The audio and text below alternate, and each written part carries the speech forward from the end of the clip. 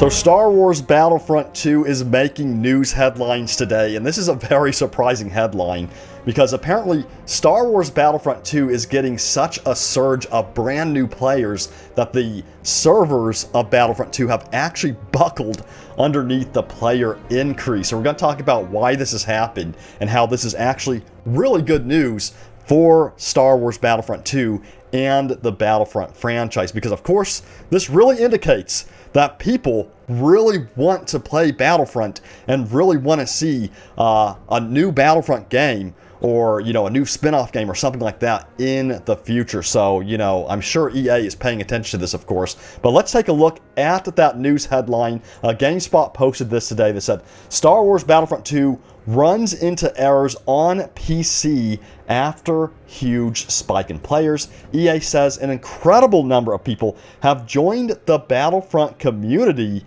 after the free promotion started. And of course, they're talking about that free Epic Games promotion. So if you didn't know, Epic Games Store now has Battlefront 2 for free on there until January 21st. So if you don't own Battlefront 2 on the PC and you want to get into it, now's the time, because you can download it for completely free on the Epic Games Store. And this is causing a massive surge of new players to join the Battlefront, which is certainly exciting. And again, it indicates that people really want to play Battlefront, and they really want a new Battlefront game.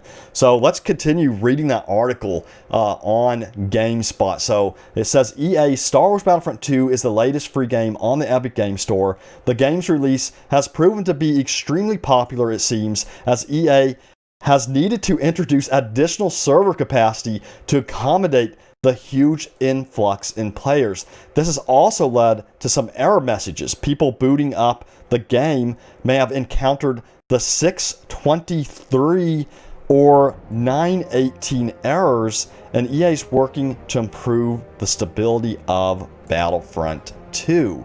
And it says an incredible number of players have joined us during our Epic Games Store free week, and we're scaling up new servers to welcome you all to the Battlefront. And then also Jay, community manager for Star Wars games, had this to say on Twitter and said, "We're still scaling up servers, so stand by if you are unable to get into Star Wars Battlefront 2, troopers."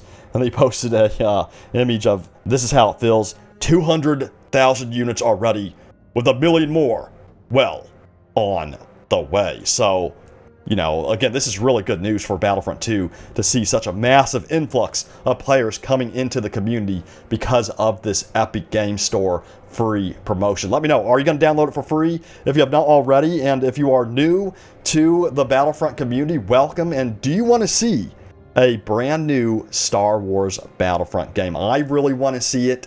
I would love to see a Battlefront 3 or some type of, Battlefront spin-off game. Now, the other question is, do you think they're trying to revive Star Wars Battlefront 2? Would you even want to see this? Let me know in the comments. I think a revival of Star Wars Battlefront 2 would be interesting, but I don't know if they're going to really lean in that direction. And the reason why I say this is because I do believe they would want to use an upgraded version of the Frostbite engine, for the PlayStation 5 and the Xbox Series X, which of course are the brand new next-gen consoles that just released, of course. So I'm assuming that they would want to use an upgraded version of the Frostbite engine to give us, that next-gen Star Wars Battlefront experience with a Battlefront 3 or Battlefront spin-off game. I don't think they'd want to utilize the old Battlefront 2 engine. But then again, I could be wrong.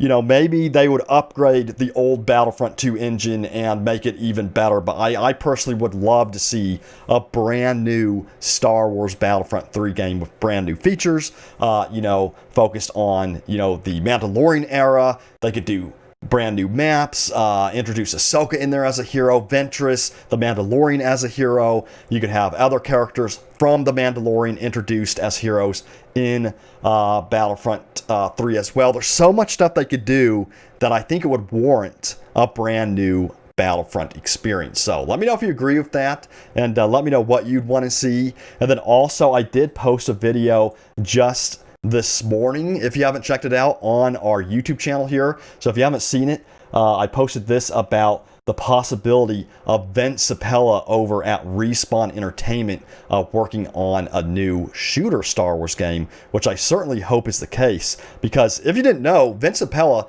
has actually taken over DICE LA. He's also working over at Respawn Entertainment, of course, still, but he's actually taken over DICE LA as of, I think it was like February 2020. So to some of you, it might be old news, but honestly, I didn't know this until now. So if you want to check out this video, be sure to check it out. Click on the link in the description. I'll leave a link in the description for you all to check it out. But I hope you enjoyed the video. If you did, hit that like button. Certainly a lot of stuff happening in the Star Wars community. We have Lucasfilm Games that just recently formed. We have the announcement of the brand new open world game that's coming up from Ubisoft. I also made a video on that. You can check it out on the channel as well. And there's been so much news, I'm having problems keeping up with it, you know. It's like there's been so much Star Wars news lately, and I'm really excited for this. And I also really want to see a pod racing game as well. This is something that a lot of people haven't talked about, but I do believe that if we did eventually get a pod racing game, it would be extremely popular. And, you know, there's been hints of maybe EA interested in doing this, because they did recently just purchase Codemasters. If you didn't know, they just recently purchased Codemasters, who is one of my all-time favorite racing game studios. They make games like Dirt, Grid, you know, F1 and so on. They are the masters of making racing games. So it makes you wonder, why did EA go and purchase Codemasters? Of course, Need for Speed would benefit from that.